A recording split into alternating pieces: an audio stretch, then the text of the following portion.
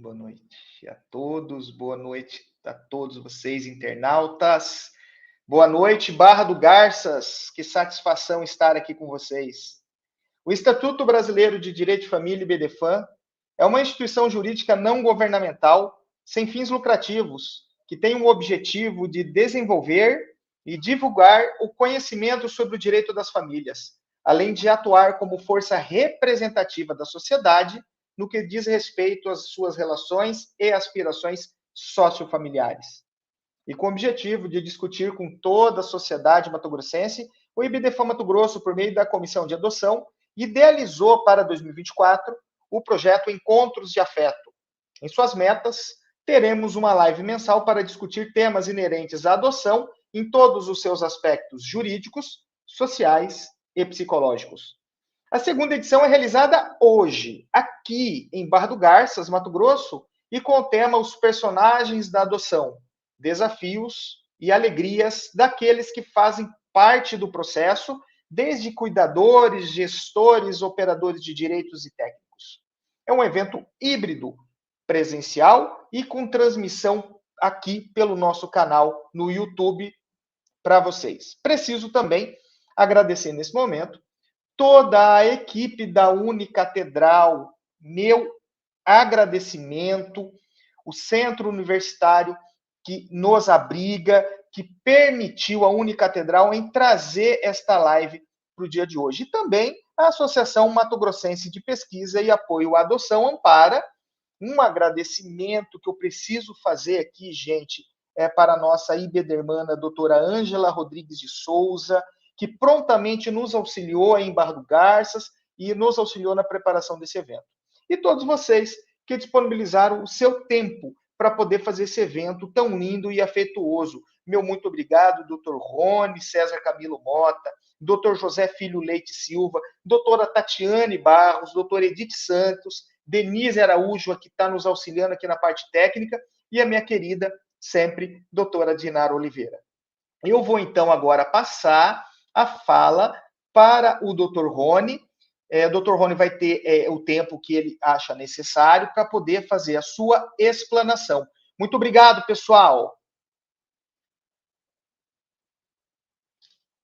Caríssimos acadêmicos do curso de Direito Unicatedral, a todos os convidados externos, aqui faço menção à doutora Daiane, que representa a Comissão de Direito das Famílias aqui da subseção da OAB em Barra do Garças, e minha querida amiga Ângela Rodrigues, doutora Ângela. Nos conhecemos há muito tempo, fomos colegas no Poder Judiciário e é a grande responsável, como disse o doutor Rabaneda, pelo evento termos ele hospedado aqui no Unicatedral. Uma vez ela fez o primeiro contato comigo e fez toda a ponte com o IBDFAM, com a Ampara, com a doutora Linda Cir, e, portanto, doutora Ângela, muitíssimo obrigado. Assim como agradeço ao doutor José Filho pela pronta atenção ao convite efetuado, observando que aqui nós temos, portanto, uma equipe multidisciplinar. Doutor José Filho é psicólogo, e, inclusive, hoje já está vindo da terceira palestra de hoje, com uma larga atuação. Doutora Edith, também egressa do nosso curso de Direito, hoje, despontando aí no direito das famílias também aqui em Barra do Garças, em toda a região. Tem um trabalho magnífico sendo efetuado junto à ordem, em toda a sociedade. E a doutora Dinara, que não se fala, né, uma vez que o currículo dela a precede. Nossa professora aqui, com uma atuação incrível, tanto na seccional quanto no Conselho Federal, e há pouco tempo quase a perdemos para o tribunal, né? E hoje está aqui para nos brindar também com conhecimento nessa área tão rica que é a adoção. Doutora Tatiana Barros, que está em Cuiabá, doutor Fabiano Rabaneda, presidente do IBDFAM Mato Grosso. É uma honra, doutor Rabaneda, ter esse evento sendo realizado aqui em Barra do Garças, aqui no Unicatedral. A temática de adoção, ela é uma temática muito fina, muito delicada, e que deve ser sempre abordada, sempre falada e discutida, uma vez que, quando se fala em processo de adoção, A primeira observação que muitos colocam é: há um tempo muito grande, é muito dificultoso. Mas hoje acredito que nós poderemos entender quais são os impasses ou que às vezes acarreta essa talvez demora, que eu enxergo como muitas vezes um cuidado. Uma vez que não é simplesmente você querer adotar ou de imediato ter uma adoção à brasileira devidamente legalizada, que isso é muito complicado.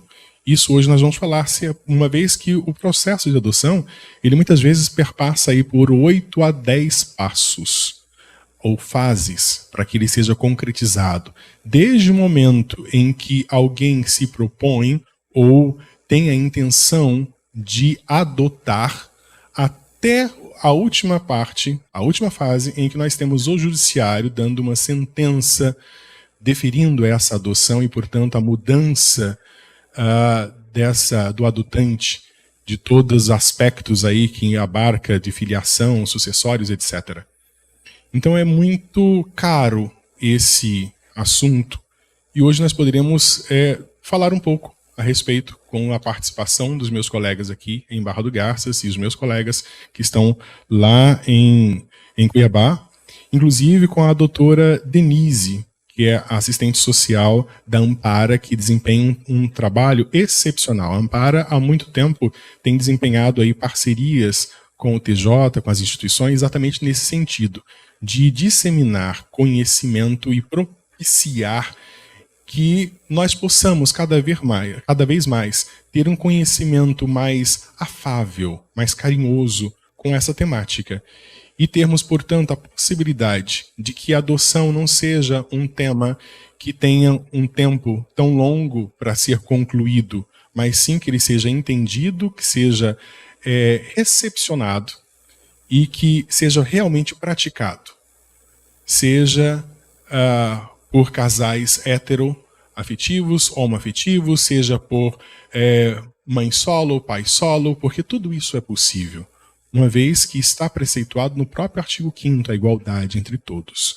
E o objetivo maior é que nós tenhamos esses seres humanos que estão para adoção devidamente encontrem o respaldo, o amor que não tiveram na sua família biológica, e dentro sempre dos termos da lei, com todo o cuidado que o judiciário tenha, que a equipe multidisciplinar, né, tenha nesse processo, que o Ministério Público atue e que, no final, nós tenhamos realmente o abraço apertado de uma filiação, que esse é o objetivo final, mas com todo esse cuidado.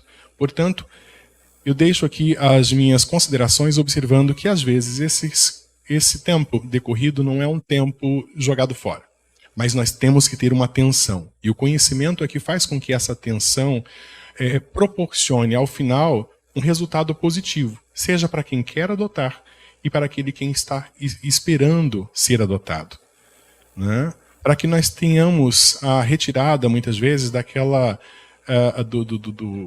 dos estigmas de uma adoção que é apenas um determinado tipo de criança, um determinado tipo de pessoa. Não, se você está de coração aberto para uma adoção, né, o bem maior depois é ter esse filho ou filha. É isso que tem que ser entendido dentro da aplicação da lei, sempre. Para que nós tenhamos, ao final, tudo devidamente preservado e consolidado de uma forma definitiva e, acima de tudo, amorosa. Deixo aqui, portanto, os meus agradecimentos e retorno a palavra ao Dr. Fabiano Rabaneda. Muito obrigado. Professor, eu também preciso, nesse momento, externar aqui um abraço da doutora Ângela Jimenez, a nossa madrinha da Guarda Compartilhada, que teve a oportunidade de palestrar antes aí na Unicatedral, e ela nos disse que foi muito bem recebida. A doutora Ângela, ela já foi presidente do nosso IBDFAM Mato Grosso, e ela é reconhecido o trabalho dela na proteção da lei da Guarda Compartilhada.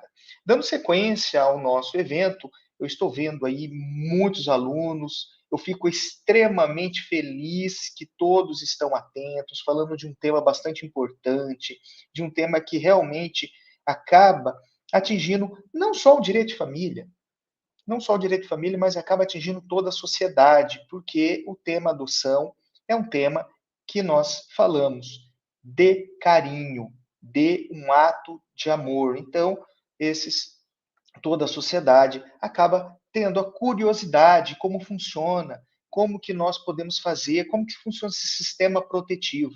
E para dar sequência, para a gente poder debater, eu vou passar a fala ao meu querido doutor psicólogo, doutor José Filho Leite Silva. Ele vai ter oportunidade, então, de falar um pouquinho aí das suas experiências. Doutor José, muito obrigado pela sua participação. Muito obrigado pelo convite, professor Rony César, aos demais que estão presentes. As pessoas argumentam muito que o processo de adoção é um processo demorado, mas se deve se observar que não é simplesmente um processo demorado, é um processo avaliativo. Para observar se essa família está apta a acolher, a amar, a recepcionar essa criança. Porque uma vez que não se deve, não se pode negligenciar o menor. E não só negligenciar o menor, mas também a família. Porque se nota muito sobre uma diferença entre desejo e um sonho. Tem muitas pessoas que desejam se tornar pais e tem pessoas que sonham em se tornar pais.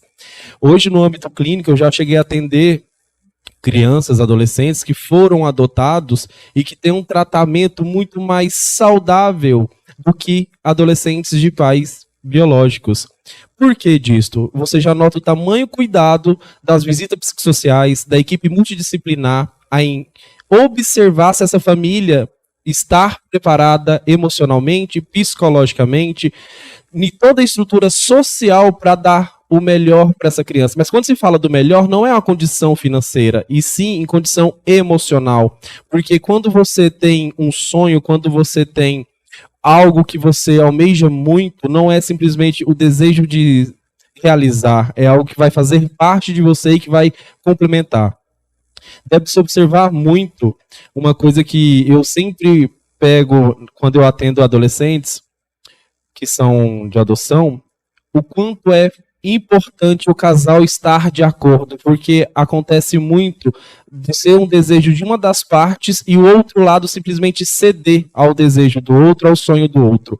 E isso já tem que ser observado de início. Ambos estão com o mesmo sonho, ambos estão conversando da mesma forma, ambos estão querendo e almejando o mesmo, porque aquele que cede, um momento ele pode se arrepender. E quando nós falamos de uma criança, não pode haver arrependimento. Porque suponhamos que nós adotamos uma criança de 10 anos, que já tem todas as suas habilidades cognitivas estáveis. E essa criança supostamente já tem um sentimento de abandono encapsulado nela. Aí ela vai para uma família, aonde, um exemplo, o marido cedeu pelo desejo da esposa, pelo sonho da esposa, pela realização da sua esposa. E aí, quando ele vai se deparar nessa movimentação de se tornar pai, em aprender a amar, em aprender a lidar com o problema, ele começa a recuar. E às vezes pode ser um pouco mais explosivo, um pouco mais ríspido. Se os nossos pais já nos machucam, às vezes, com falas não colocadas de forma correta, imagina uma família que pega uma criança, uma adolescente, de um lar de adoção e leva para sua casa. Tem que ter todo um cuidado com a sua fala, tem que ter todo um preparo em como você vai lidar com essa criança. Então, por isso que pode até ser demorado, mas é o caminho mais saudável para se construir, para encontrar o melhor lar para essa criança, porque não é só suprir o sonho do casal, do rapaz, da mulher, seja quem for, tem que estar em conjunto, em ambas as partes, e sempre evidenciando o bem-estar da criança e do jovem. Muito obrigado novamente. Obrigado, professor. Obrigado, professor. Eu agradeço bastante a intervenção.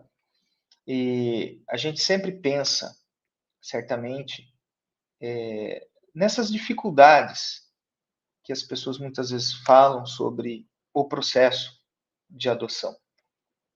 Falam muitas vezes em eventual demora, falam muitas vezes no sistema de busca ativa, mas nós temos que entender que existe sempre por trás de tudo isso uma grande rede de proteção, visando fundamentalmente proteger a criança e o adolescente, porque eles são os detentores da doutrina da proteção integral.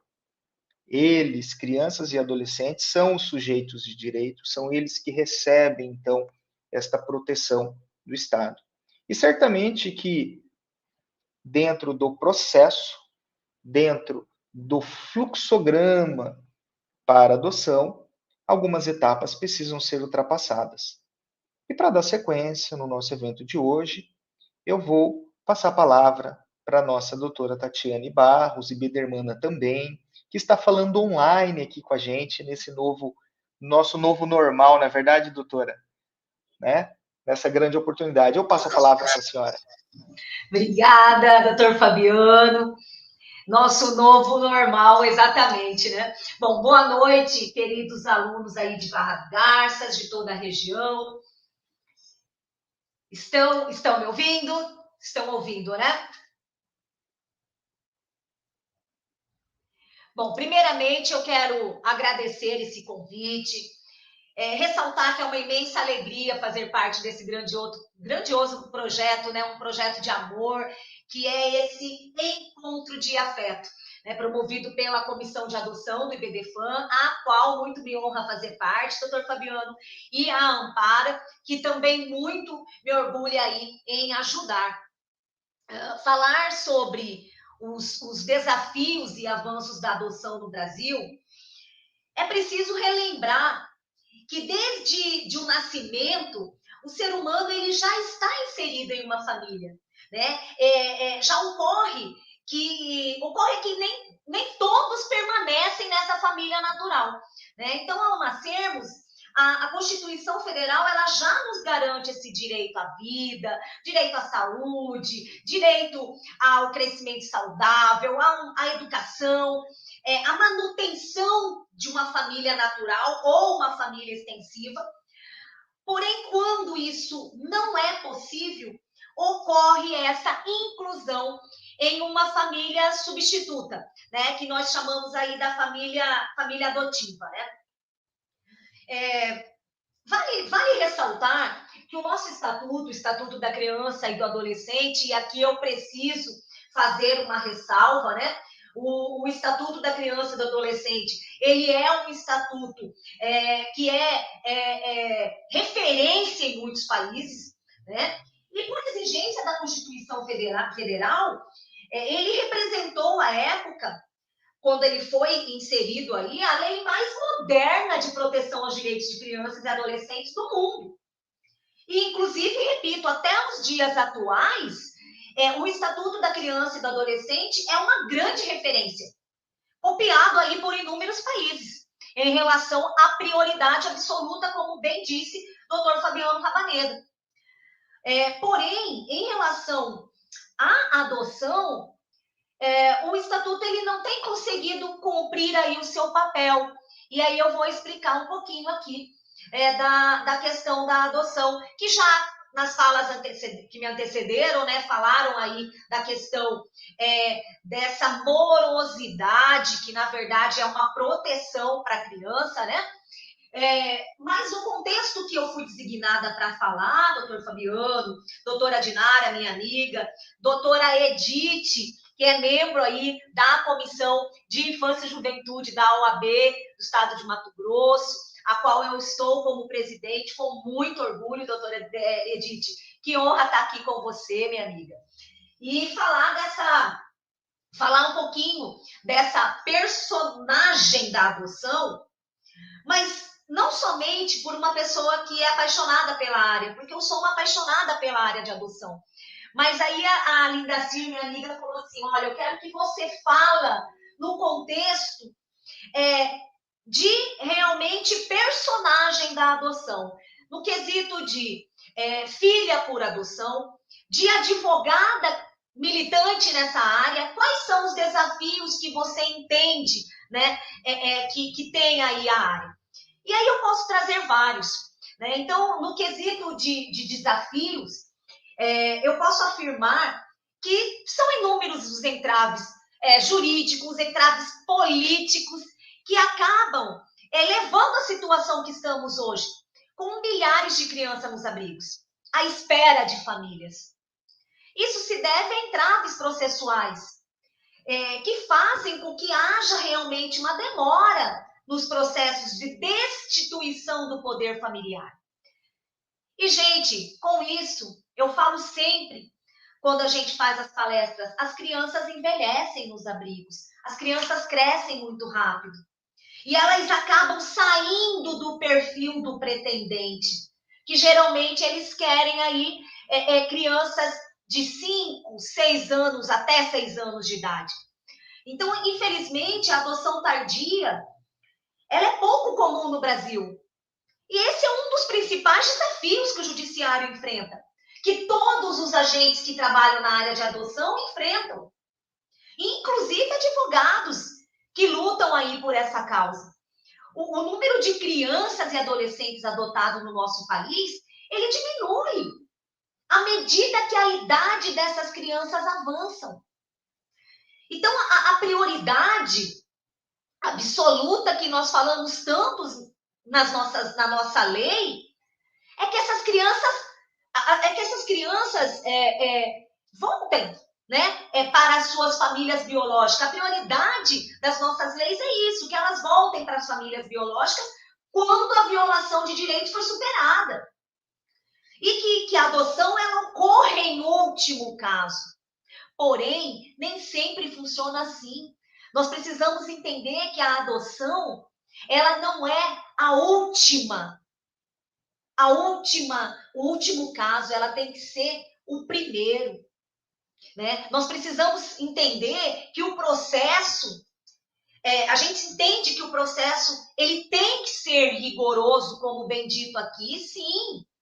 Tem que ser um processo rigoroso, precisa ter uma equipe multidisciplinar para saber se essas famílias estão preparadas para receber essas crianças, que muitas vezes saem do seio familiar por serem violentadas.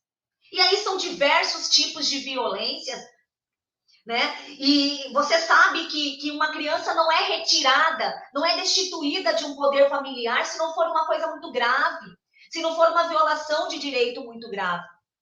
Mas também é importante ressaltar quais são os prazos máximos que a adoção existe aí na nossa legislação. O prazo máximo para a conclusão de um processo de adoção é de 120 dias, prorrogáveis uma única vez, mediante aí, claro, decisão fundamentada da autoridade, né?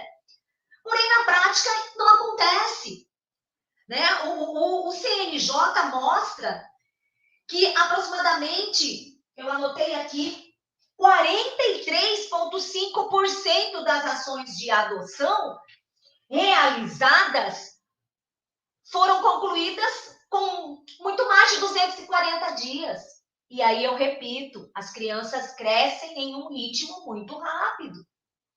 Né? Então, os desafios, eles continuam a chegar, né, através da adoção, que tentando aí que os pais adquirem, vamos dizer, condições de acolher esse filho, quer procurando algum familiar que o queira e depois de frustradas iniciativas, inicia esse processo de destituição do poder familiar, até essa inclusão no cadastro de adoção. Enquanto isso, de modo geral, as crianças elas ficam depositadas em abrigo, perdendo essa chance de terem uma família. E é importante trazer isso. Não podemos fechar os olhos para esse fato, que é um grande desafio que nós precisamos vencer ainda na adoção. E é um desenho, um ciclo muito triste, em que o sistema de convivência familiar ele acaba se tornando esse grande vilão, quando se trata da necessidade de colocar essa criança em uma família. Gente, o Ministério Público, ele ingressa com uma ação de destituição do poder familiar quando o Estado reconhecer que ninguém da família biológica tem condição de ficar com essa criança. E aí, como já dito anteriormente pelos colegas que antecederam, tem todo um estudo psicossocial, tem todo um estudo para entender se a família biológica realmente não tem mais condições, se a família extensa não tem condições de ficar com essa criança. Então, essa procura, né, ela realmente acaba sendo demorada, né? E as crianças, elas são desrespeitadas pelo achismo de pessoas que entendem que família biológica é propriedade da criança. E não é assim. Quando a família biológica não tem condições de ficar com essa criança, e aí por inúmeras situações, desde maus tratos, desde violência sexual, enfim, inúmeras violações, tem que ser imediatamente dada entrada à família extensiva. Não achou? Já abre a destituição do poder familiar e já coloca essa criança em adoção. A gente precisa entender que essa busca biológica, infelizmente, mais interessa para em desfavor da criança, vamos dizer assim, né? O que mais interessa é a prioridade da criança, e essa busca biológica, ela acaba sendo desfavorável para as nossas crianças. Portanto, eu entendo que os principais desafios da adoção ainda é a busca incansável por essa família extensa, esses prazos que não são respeitados, e os perfis dos adotantes que ainda preferem escolher aquela criança, às vezes, branca, aquela criança que não possui irmãos, aquela criança que tem de 5 a 6 anos de idade, né? Mas aí vocês vão me dizer, tá, mas o que comemorar então, né? Porque nós estamos falando de desafios e de avanços. E quais foram os avanços, então, né, na adoção, na área de adoção no nosso país? Tivemos, sim, avanços, né? Tivemos grandes avanços, vale dizer, né, para comemorar. Como os acessos virtuais, a digitalização dos processos, como estamos aqui, né? Por exemplo, eu estou em Sorriso, Mato Grosso, falando com vocês.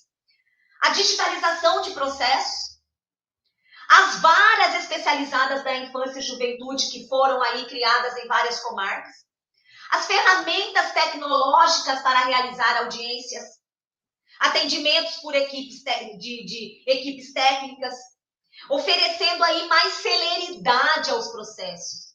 Além, é claro, da temática da adoção, hoje ela tem um destaque muito grande pelo legislador brasileiro. Hoje nós estamos aqui debatendo adoção, né? E vem o mês de maio, que é todo voltado para a adoção, para a gente debater junto com a Ampara, que é a Associação Mato Grossense de Pesquisa e Apoio à Adoção, esse tema tão caro para a nossa sociedade, né? E eu também entendo como um avanço a tramitação do Senado, e aqui eu anotei, do projeto de lei 4.414 de 2020. Esse projeto de lei, ele determina que o encaminhamento de crianças e adolescentes abandonados, né, em razão de Covid, de pandemia, de calamidade pública, ele determina que a vara da infância faça o acolhimento institucional e já faça o cadastro para adoção. E também já faça a destituição dos seus genitores, né, caso eles não sejam aí localizados. Então, é também um grande avanço que nós esperamos aí, estamos, na verdade, monitorando através da Comissão Nacional de Infância, que esse projeto realmente tenha andamento, né? Enfim, já finalizando aqui, eu sei que o tempo é bem curtinho, mas a gente finalizando, eu acho que nós precisamos entender, doutor Fabiano, Dinara, Edith, todos aí que estão, doutor Rony, todos que estão nos ouvindo, precisamos entender que a adoção, ela não é a última opção. A adoção, ela tem que ser a única opção. E às vezes ela é a única opção para crianças e adolescentes. E falei para a Lindacir queria que eu desse um depoimento, né? Por ser também filha adotiva. E eu sempre falo para ela, né, que eu tenho, Fabiano, quando eu falo, né, desse assunto, né, eu acabo chorando, eu acabo ficando muito emotiva, né? Mas ela sempre fala, não, Tati, mas é tão importante que você fale, né, sobre como é ser filha adotiva, né? E essa questão, a minha, né, por exemplo, a minha foi muito tempo, né? A minha mãe biológica, ela fez aquela adoção à brasileira, que a gente sabe que não pode, mas isso foi há muito tempo. Ela me entregou para minha tia, né? Que na época minha tia não tinha filhos e estava inclusive estudando para ser freira, sabe? E ela entregou para minha tia. E aí, assim, a minha mãe, né, filha única, né, fui criada como filha única. E o que eu falo sempre, né, quando a Lindacir me pede, o que eu falo sempre é que eu pude experimentar o maior amor do mundo. O maior amor do mundo, o amor da minha mãe, que me inspirou aí para a vida inteira, né?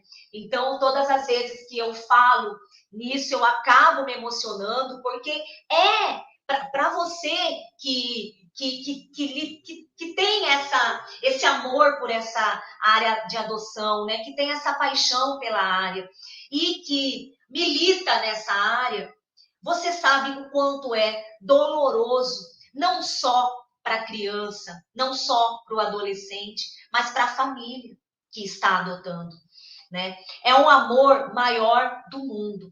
Eu acho, inclusive, que é maior do que você gerar mesmo o seu filho, sabe? É um amor diferente.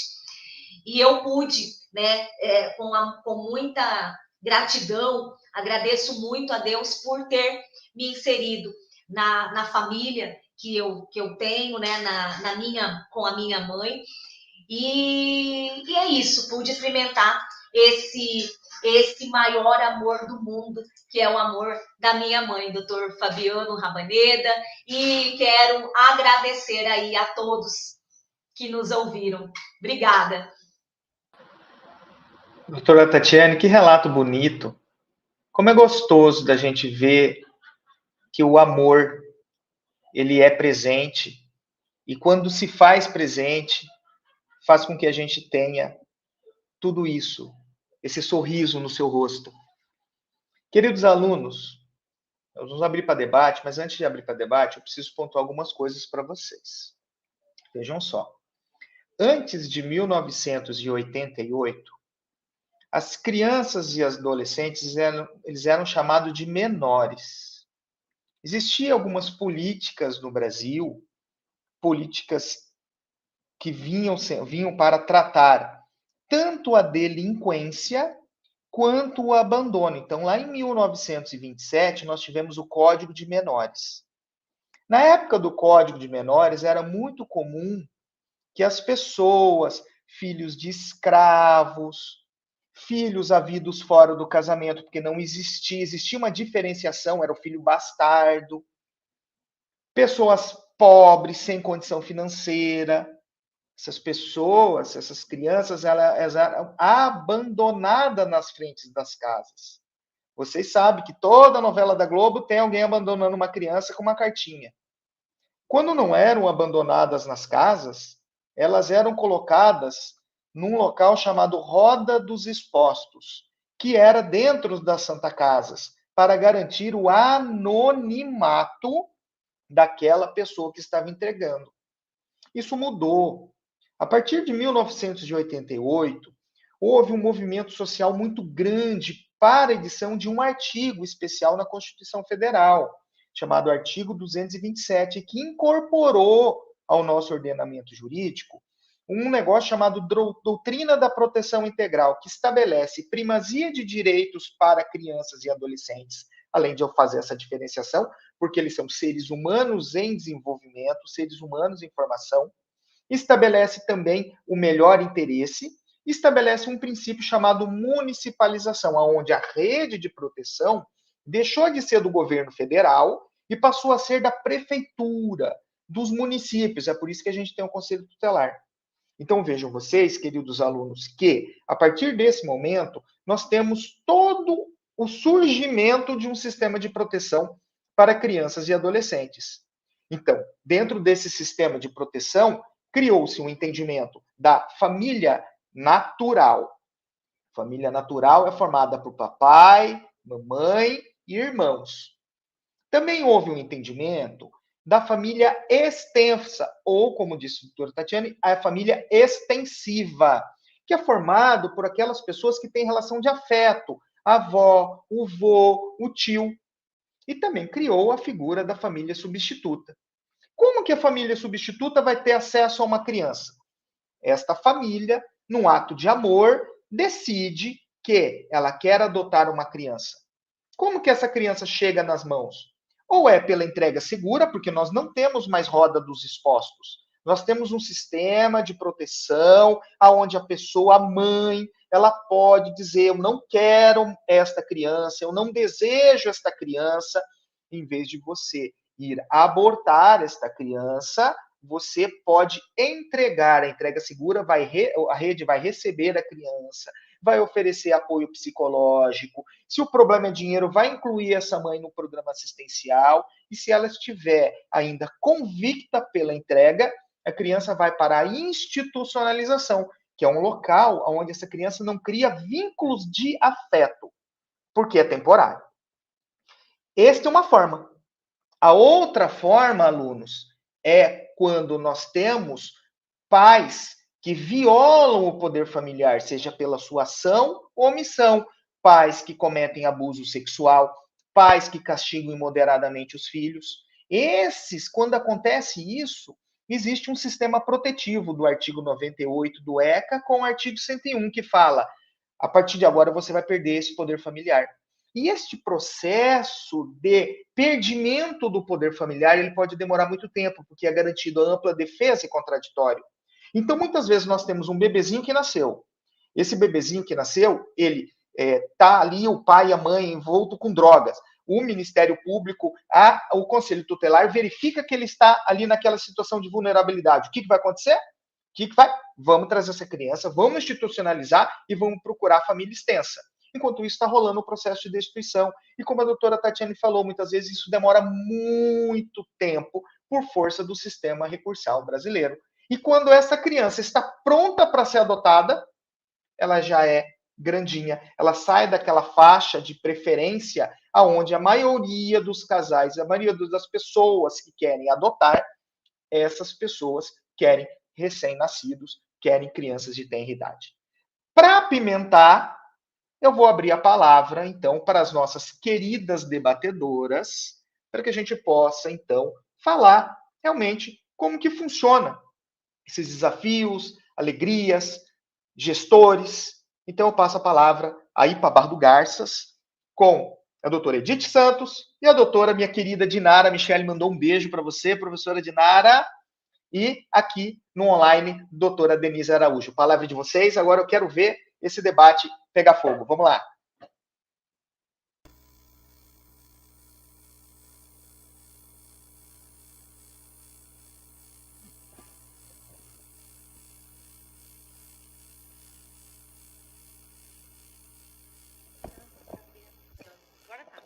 Oi, boa noite a todos, tudo bem? Quero agradecer o convite, feito pela doutora Lindaci, que eu tenho um carinho enorme. Doutora Tatiana, um beijo para você, né?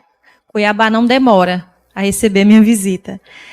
E enquanto a doutora Tatiana falava, eu fofocava aqui um pouquinho com o doutor Rônico José Filho, algumas coisas que a gente não, atuando nessa área do direito das famílias, a gente não pode deixar passar. e alguns fatos a gente tem que conceber. Que nessas situações, laço de sangue nem sempre quer dizer parentalidade. E é isso que o judiciário brasileiro precisa entender. A gente sabe que é necessária essa demora na análise, a gente sabe disso. Existe um perfil a ser preenchido. A pessoa tem que se encaixar num padrão, né, para que ela seja apta a adotar. Então, é muito mais do que o querer, é o estar disponível, é estabelecer esse laço. Porque quando a gente resolve adotar, é como quando a gente vai ter um filho, a gente não sabe o que vem, né?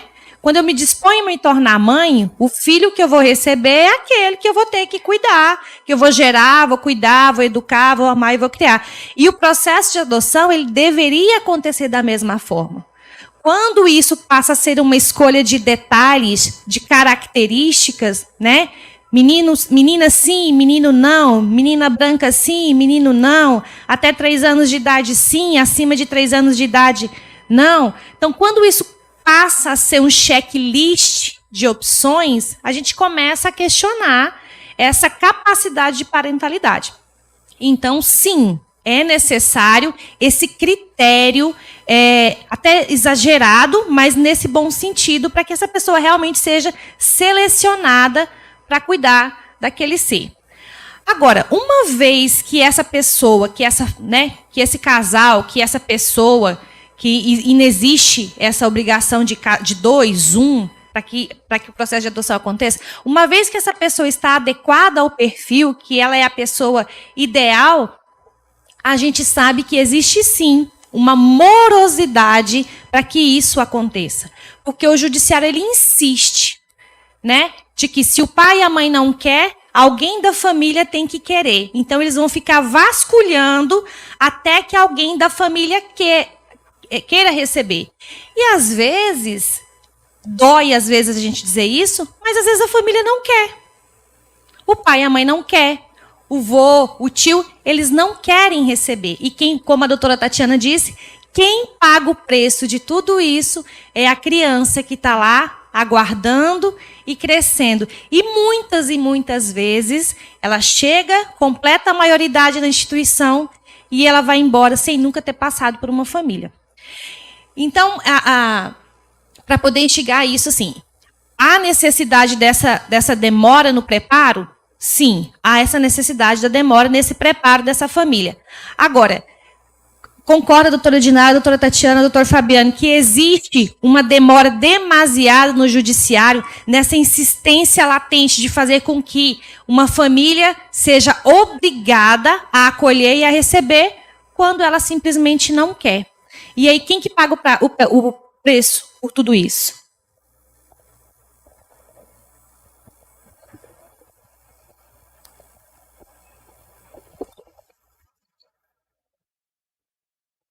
Boa noite a todos e a todas, meus queridíssimos amigos que estão no virtual, né? A minha amiga Tati, que eu tive a honra de ser conselheira com ela mais de uma vez, né? E que é uma pessoa muito sensível nessas questões de adoção, nas questões do direito das famílias. Meu amigo Fabiano, que eu tive prazer de ser professora dele, da Michele. Já tem alguns anos, né, Fabiano, que eu fui professora, um pouquinho aí, né, a gente não pode revelar a idade, mas foi um prazer imenso ter sido professora desse casal, que é a Michele e o Fabiano. O pessoal da Ampara, que é uma instituição que eu não tenho nem o que dizer de tão maravilhosa que é, desse afeto, desse amor. Aos nossos acadêmicos, aos nossos pertencentes, eu vou usar essa palavra, não é o mais correta, mas pertencentes a esse laço de amor, tá? Porque a gente tem que aqui falar de amor. Falamos de afeto. Meu coordenador Rony, Edith, José Filho. Estou sendo informal porque penso que este tipo de evento ele deve pregar por isso também. como lembrou o Fabiano, nós já tivemos um código de menores, como nós tínhamos um código da mulher casada. Então, por muito tempo, alguns seres não eram considerados pessoas, né? Eles não eram considerados detentores de direitos. Se não fosse homem branco, o restante não valia de nada. Mulheres, negros, crianças incapazes. Então, as melhorias, os avanços no direito perpassam por tudo isso. E eu vou, para a gente não estender demais, vou utilizar como marco a Constituição de 88. A Constituição de 88 foi um grande marco na questão que envolve os menores e os incapazes, que são aqueles aptos à adoção. Por quê? Porque a Constituição passou a entender que todos poderiam ser considerados filhos, independentemente da origem. Se eu pari, perdão a terminologia, mas para ser mais próximo, né? Se eu pari numa via biológica, então pari no coração. Se eu tive aquele filho fruto de uma relação adulterina, uma relação extraconjugal, antes do casamento, no casamento, enfim, independente de onde, de como, o acolhimento ele passou a ter que ser o mesmo. Só que é muito legal, e a gente estuda isso no direito, que é muito legal, a gente põe a lei e acha que a lei ela vem e pronto. Ela não vem e pronto. Porque nós temos, enquanto povo, né, enquanto sociedade, toda aquela carga de que aqueles não serviam para nada e continuam ainda sendo da mesma forma. Então, passa também, e aí Fabiana e Tati, vocês sabem que eu sou muito adepta dessa questão, passa por educação, né, por conscientização. O que acontece conosco, enquanto povo, quando nós decidimos que vou adotar? Que também para nós é a última coisa. Então eu tento a via normal, né? E aí cada um da via normal que vai tentar, eu tento a via normal, homem e mulher, numa relação sexual, não dá certo. Então eu vou utilizar inúmeros tipos de técnicas medicinais para tentar engravidar. Porque eu vou usar a adoção como a última coisa. Então, acho, Tati, que também passa por a consciência minha, enquanto eu querer ser mãe ou pai. Porque eu começo a querer primeiro parir. Depois, não conseguir. Vou adotar. Não estou dizendo que isso seja sempre, com todo mundo. Mas enquanto muitas vezes nós estivemos também com esta concepção, será que o tribunal, será que o judiciário vai mudar? Ou será que a sociedade precisa entender que o parir no coração é um parir também? E aí, desculpe de novo por essa fala chula, né? Talvez que alguns considerem, mas é para chocar mesmo. Porque se eu tentei de tudo e do tipo, nada deu certo, eu vou adotar, será que é por isso que o judiciário também tenta de tudo? E aí, como eu sou debatedora, eu posso provocar. Será que é por isso também que o judiciário tenta de tudo para que seja colocado na família de sangue, para depois tentar uma família que não é de sangue? Por que que isso acontece? O que nós temos que mudar? O judiciário, não estou dizendo que ele também não precise mudar, é uma reflexão. Ou nós temos que mudar enquanto sociedade? Por que nós ainda escolhemos, como disse Edith bem disse, quando eu vou ter um filho, eu não sei o que vai sair. Se vai sair menino, menina, na minha família sempre tem múltiplos. Se vão sair 2 ou 3, como é que vai ser a cor do olho, como é que vai ser o cabelo, vai ser baixinho, vai ser mais branco, mais moreno, vai ser negro, como vai sair essa criança? Será que eu não preciso também estar de peito aberto, de alma aberta para receber a criança? Se eu tenho uma criança com alguma deficiência, ou com alguma inabilidade, alguma incapacidade, porque eu pari, eu aceito. Mas eu não aceito ela se ela vem do coração. Por que nós temos uma quantidade gigante de pessoas querendo adotar? E aí, lembrando que agora pessoas, porque nós temos as famílias de diversas formações. Família, duas irmãs são família, um casal hétero ou homo, uma pessoa sozinha, um homem ou mulher, é família, até pelo conceito de família hoje do direito das famílias. Por que no Brasil tem uma quantidade gigante de pessoas querendo adotar, muito maior que o número de crianças e adolescentes a serem adotadas, e nós não conseguimos, usando uma terminologia de vocês, por que não dá match? Porque o nosso coração não quer parir assim. Nós queremos ser seletivos. Como se nós pudéssemos ser seletivos no ato de gerar. Então eu penso, e aí para provocar vocês, que eu acho que a gente passa muito por essas questões. Como nós podemos fazer com que nós, enquanto povo, sejamos conscientizados e educados a gerar de uma outra forma, a acolher de uma outra forma? E de que forma isso poderia ou não refletir no Poder Judiciário?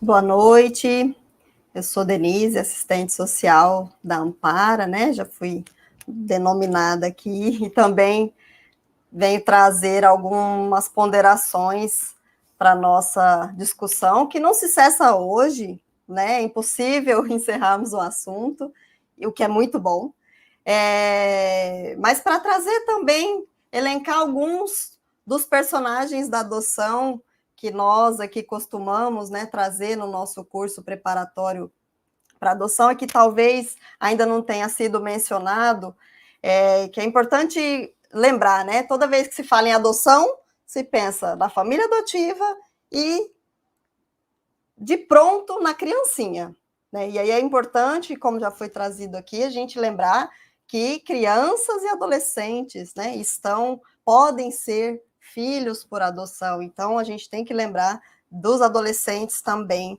E que essa família adotiva, antes dela se tornar família adotiva, ela é pretendente à adoção, cheia de expectativas, cheia de medos, de insegurança, de ter muitas vezes passado por diversas situações, como a doutora Dinara agora mesmo estava mencionando, né? A maioria das famílias que chegam na adoção, de fato, ainda são as pessoas que tiveram dificuldades de uma gestação pela via biológica.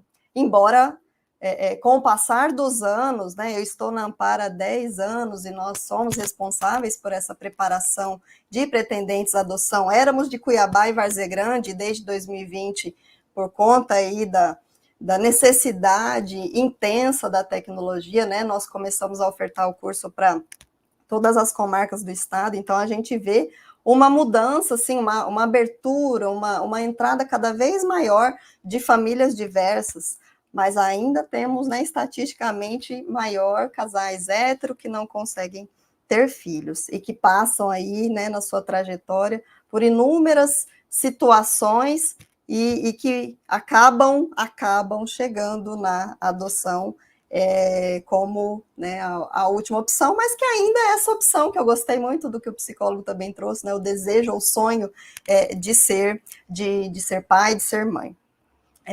Outras pessoas que a gente ainda não trouxe aqui, né, que são personagens da adoção, as pessoas que trabalham dentro dos serviços de acolhimento, os cuidadores, as cozinheiras, serviços gerais, a equipe técnica da casa de acolhimento, todas essas pessoas que lidam enquanto a criança e o adolescente ficam acolhidos, né, nesse espaço provisório de decisão da sua vida, que é tomada por vários adultos. E aí vamos lembrar também de todos esses adultos, né, porque a equipe técnica da unidade de acolhimento é quem vai fazer o estudo social, o estudo psicológico com a família biológica. E aí vamos lembrar que a família biológica é personagem da adoção. E aí o estudo dessa equipe técnica do serviço de acolhimento vai subsidiar o processo judicial, que passa, então, pelas assessorias das autoridades judiciais, das varas de infância, pela promotoria, Muitas vezes a família biológica procura a defensoria pública. Então, olha quantas pessoas, né, estão envolvidas dentro de um processo que vai se tornar, que pode se tornar um processo de adoção. E aí, quero falar também de nós, dos grupos de apoio à adoção, que somos parte muito importante também dentro de um processo de adoção. Os grupos de apoio à adoção, como qualquer grupo de apoio, em qualquer característica que ele tenha, né, é a reunião de pessoas que enfrentam os mesmos desafios. E no grupo de apoio à adoção, obviamente, ele é formado, então, pelos pretendentes à adoção, famílias adotivas, e vai somando com outras e outros profissionais, como aqui nós temos, né, a felicidade de estar com a doutora Tatiana, doutor Fabiano, vocês aí de Barra do Garças, que também são nossos parceiros, profissionais que se interessam, que militam na área, enfim, que estão também, de alguma forma, envolvidos com a adoção. E aí, com relação ao que foi, né, falado, eu quero trazer também a questão da importância desse preparo. A lei 12.010 de 2009, ela traz alteração no ECA, falando do preparo psicossocial e jurídico do pretendente à adoção. E também fala do preparo da criança e do adolescente que vai para a adoção, porque é sabido, né, nem toda criança e adolescente que vai para um serviço de acolhimento vai ser disponibilizado para adoção, vai sofrer a destituição do poder familiar. Nem todos vão, né? Mas aqueles que vão para adoção, eles também, dentro do serviço de acolhimento, precisam ser preparados. E pouco falamos sobre isso, inclusive dentro da assistência social, que é responsável por cuidar desses serviços de acolhimento, né? Então, claro, respeitando a condição e a fase peculiar da criança e do adolescente, é preciso trabalhar na medida em que essas pessoinhas conseguem, né, vamos dizer, se preparar, embora a gente sabe, né, que preparado, de fato, a gente nunca vai estar, né? Enquanto houver vida, é preciso aprendermos, mas é preciso ter um trabalho com as crianças e adolescentes também. E a preparação dos pretendentes à adoção, que vai trazer para essas pessoas, para essas famílias, uma ideia melhor da realidade da adoção, porque assim como no senso comum, quando se fala em adoção, a gente vai ter aí os grupos, né, ou que tornam isso como um milagre, um amor divino, algo sobrenatural, a gente também vai ter o grupo dentro da sociedade que traz um peso, né, para o tema adoção. Nossa, vai adotar aqui, né, não vai fazer isso, tal. Enfim, todos nós aí circulamos e sabemos que é muito forte argumentos desses dois lados. E dentro, né, quando a pessoa adentra numa preparação, a família que tem interesse em adentrar com o processo de habilitação para adoção, ela vai receber conhecimentos e orientações, talvez que nunca passou pela cabeça dela, né? E aí, assim, quando vocês falam, né, da questão do perfil e de que as pessoas precisam, né, talvez estarem abertas a qualquer tipo de criança e tudo mais, uma das coisas que traz o conhecimento é essa hora da preparação, de trazer a realidade. Quem hoje são as crianças acolhidas e quem são, dentro das acolhidas, as que hoje estão disponíveis para adoção, que o SNA nos mostra, né, o Sistema Nacional de Acolhimento e Adoção. E eu gosto muito de dizer que a criança e o adolescente, o filho adotivo, ele não vem do zero, como um filho recém-nascido biológico, que vem do zero e que, sim, temos esse argumento, né, de que o filho biológico, nós não sabemos como ele virá, se vem com algum problema de saúde, mas ele vai vir do zero, e ele vai trazer traços que identificam diretamente aquela família que o fez geneticamente, né? E na adoção a gente não vai ter isso. Então é preciso a gente também ter cuidado, né, de colocar nesse patamar de que o pretendente, a família adotiva, aquela criança que vier, que venha. Porque não é simples assim eu acolher uma criança com 8 anos, ou uma criança assim assado, que preciso ter, né? Da adoção a gente gosta de falar disso, que é preciso pensar naquilo que eu vou dar conta, porque é sim uma forma de filiação diferente. Tem várias semelhanças com a família biológica, várias. Porém, tem algumas diferenças, né? O filho adotivo, ele vem aos poucos, precisa haver essa sinergia aí também, né? E claro, a responsabilidade daquela família, né, dos adultos que se dispõem a adotar, a responsabilidade é essa, da escolha, do desejo, do sonho e de ir atrás, né? Foi aquela pessoa, aquela família que foi adotar. A criança não caiu no colo, não veio do susto, como às vezes uma gravidez não planejada, né? Então, na adoção, tem essa responsabilidade, é preciso ter a segurança, mas é também preciso a gente lembrar que ela tem as peculiaridades diferentes, né? Nem todo argumento válido para a questão da filiação, maternidade, paternidade biológico vai caber, assim como uma luva, né? Também na filiação adotiva. Então, quero trazer também a importância dos grupos de apoio à adoção, que vai trazer para as pessoas, sobretudo para aquelas interessadas em vivenciar, né, em constituir a família pela via da adoção,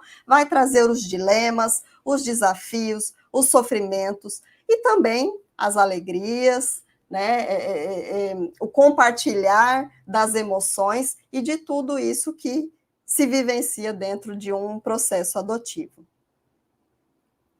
Obrigada.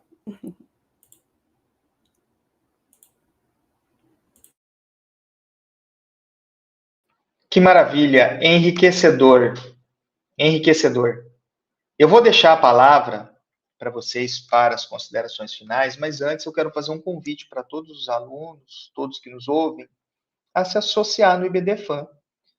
Veja que interessante, o IBDFAN promove esse tipo de debate, o IBDFAN participa ativamente na construção do direito de família. Nós tivemos a oportunidade agora, doutora Tatiane, e você como IBDermana também, de sugerir as alterações para o Código Civil, na reforma que vai acontecer, e nós colocamos a mão na massa mesmo, sugerimos e as sugestões foram acatadas e debatidas pela direção nacional. Então, olha que oportunidade legal. Então, eu quero convidar cada aluno, vocês podem se filiar ao IBDFAN como estudantes, e vocês vão ter os descontos também merecidos, porque o estudante ele está estudando, né? E nós queremos formar bons profissionais, todos vocês que estão aí. Então, pode procura na internet, associar IBDFAN, vá lá no Google, que vocês já vão ser direcionados para o link, e a gente vai ter um prazer em receber vocês. A palavra está com vocês para considerações finais.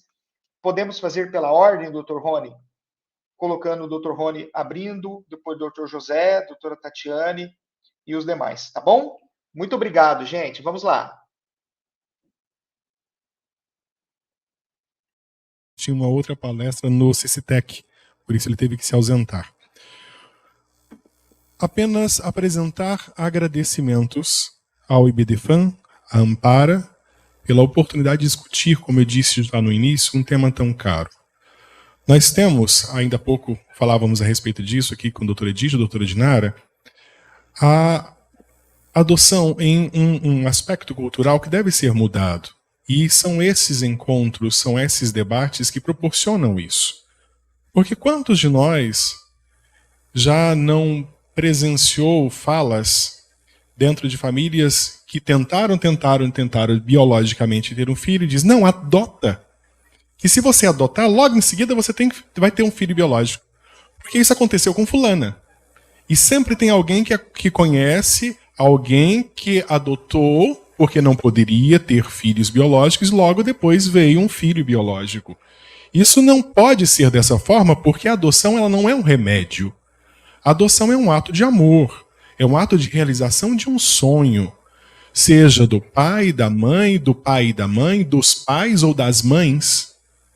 Porque no aspecto psicológico, inclusive, eu estava lendo a respeito disso, e aí com perdão da ausência do Dr. José Filho, de que muitas vezes esse é observado na criação o impulso masculino que é de pôr limites e o impulso feminino que é de acolher. Mas eu pergunto para vocês, quantas vezes em nossas famílias nós observamos que a mãe impõe limite e o pai que acolhe. Então por que tem que ser um casal hétero? Por que tem que ser um casal que muitas vezes a mãe impõe o limite e a mãe que acolhe?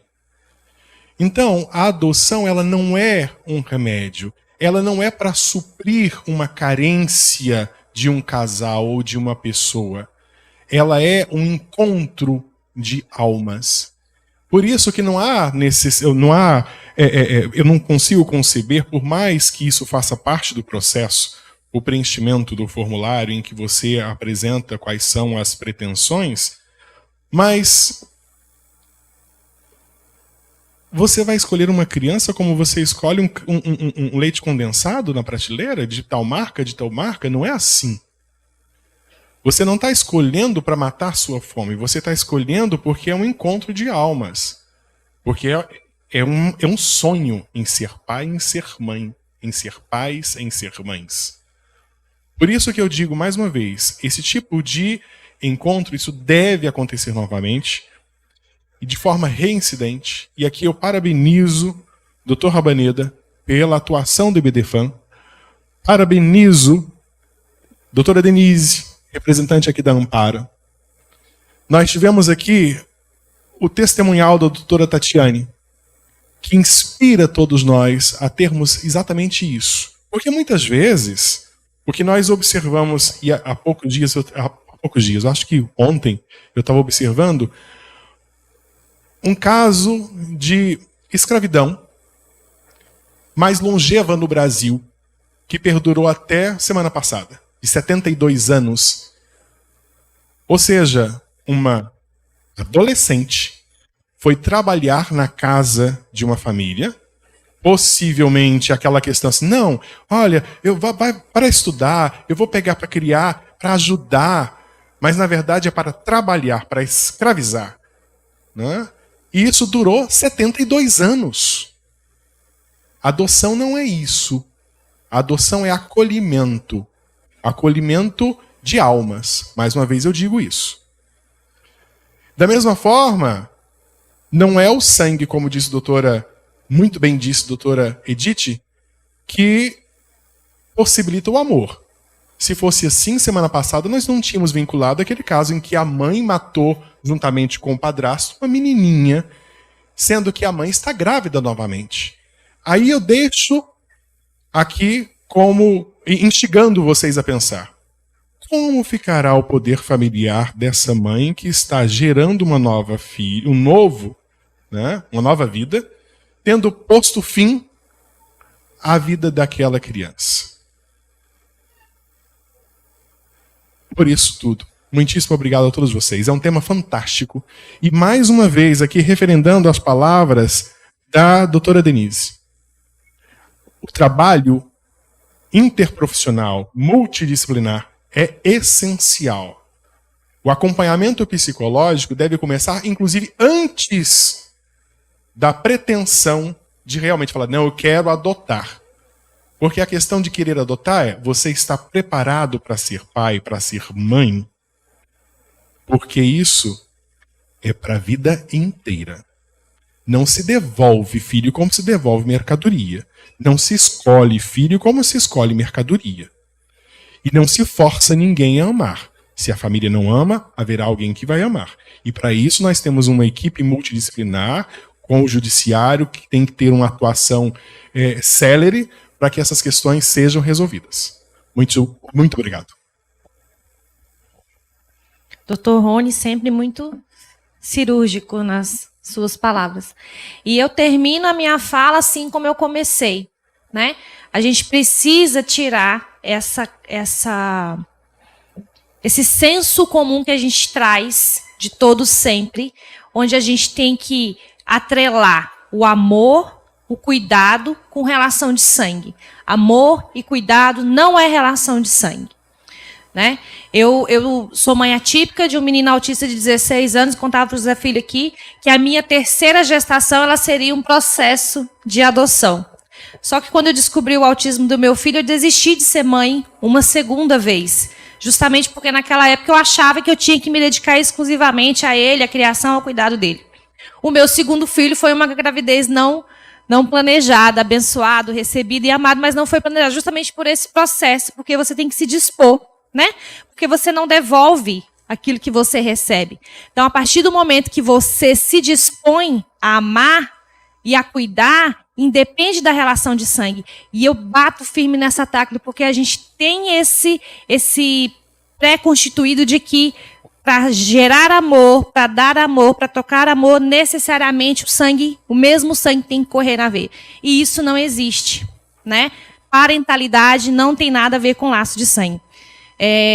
Hoje eu acordei com uma notícia, ontem, de um casal que se dispõe a colocar para adoção a filha autista de 6, 7 anos, porque eles entendem que eles não conseguem amá-la como deveria.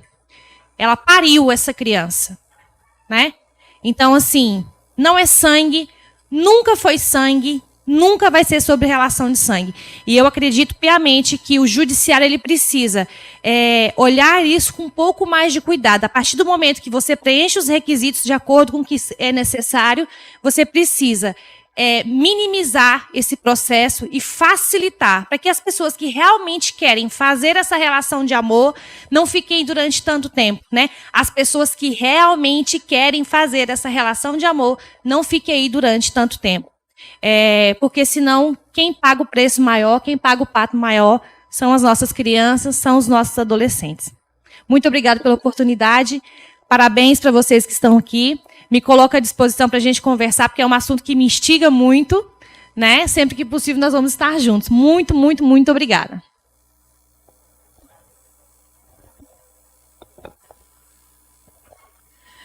Para fechar a mesa aqui de Barra do Garças, né? Eu primeiro gostaria de agradecer, foi uma alegria, né, estar junto de todos vocês, em especial dos meus amigos, Fabiano, Tati. Agradecer imensamente ao BDFAM, que sempre traz discussões, porque os direitos das famílias têm mudado todo dia, toda hora, e a gente tem que mudar também. Nós temos que entender que a família não é mais a mesma que a gente conheceu e que estudou, que aprendeu em casa. A família ou as famílias, elas vêm se transformando. E o assunto da adoção faz parte, porque faz parte da família, ou faz parte das famílias. Agradecer ao Ampara, que é uma instituição que o tempo todo tem se preocupado, tem planejado, tem feito debates, para que a gente pudesse e que possa cada vez mais compreender esse universo. Agradecer também a CIG, né, que é a Comissão da Infância e Juventude da OAB, e a OAB sempre ligada, sempre junto, sempre preocupada com a formação e com a discussão. E gostaria de fechar a minha fala voltada um pouco para os alunos, né, para os acadêmicos, que são o futuro. Que a gente vai estudando hoje, talvez o que nós estamos caminhando, eles consigam aí finalizar.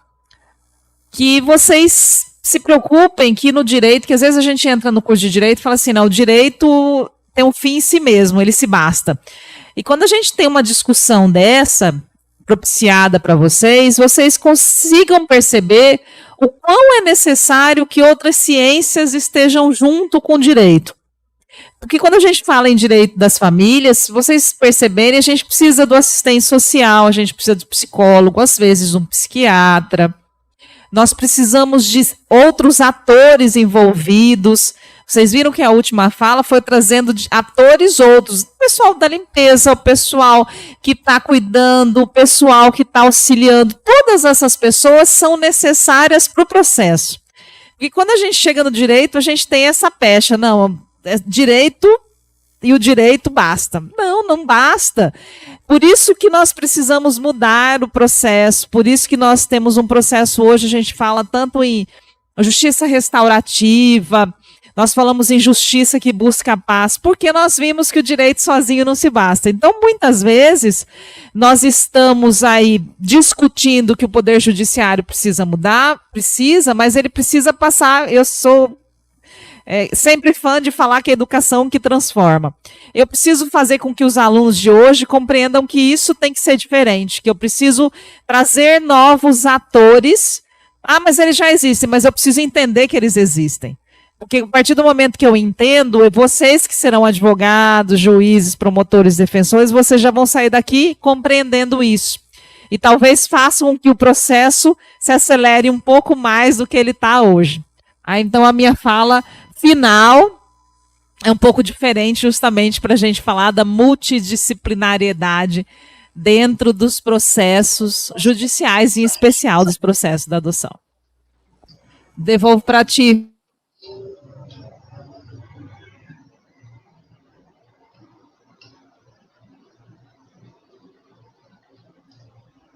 Doutora Tatiane?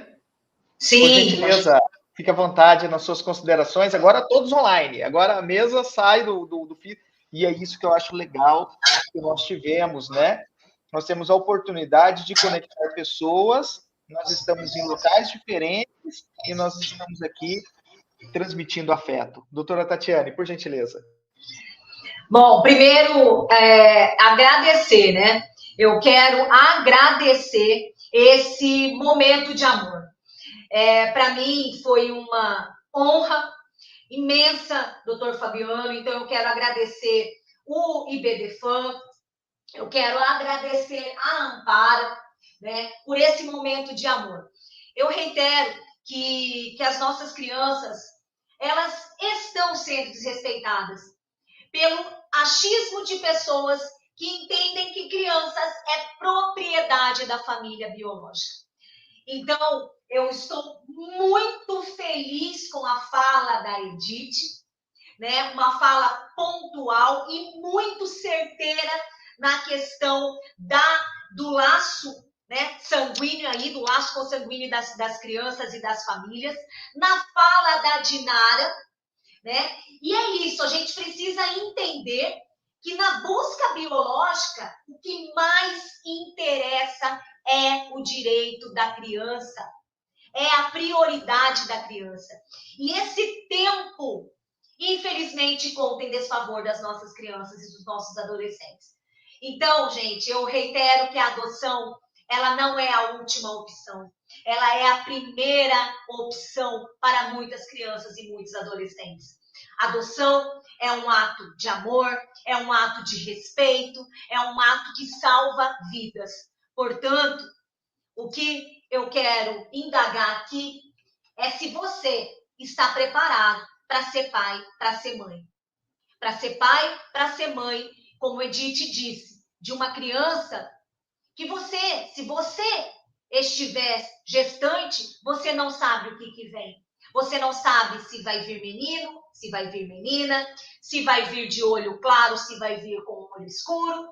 E na adoção, a gente tem aquele formulário que você escolhe. Será que é o melhor para essa criança? Será que é o melhor você ir lá e escolher como uma mercadoria que está na prateleira, como bem disse o doutor Rony? Então, pense bem se você está preparado para ser pai e para ser mãe. Eram essas minhas considerações finais. Muitíssimo obrigada.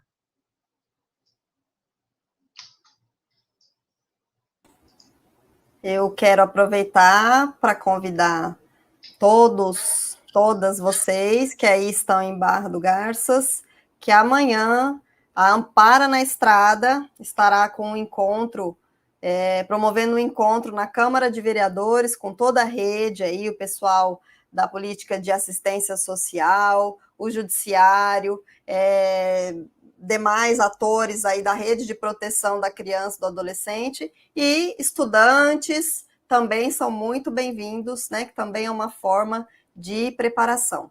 Agradecemos imensamente pela Unicatedral mais uma vez, né, por ter abraçado aí a nossa live, o nosso encontro, juntamente com o IBDFAN, essa parceria Ampara, IBDFAN, OAB, que muitas vezes, né, se estende. Queremos agradecer e tenhamos todos uma boa noite. Um beijo para todos. Obrigado. Muito obrigado. Agradeço.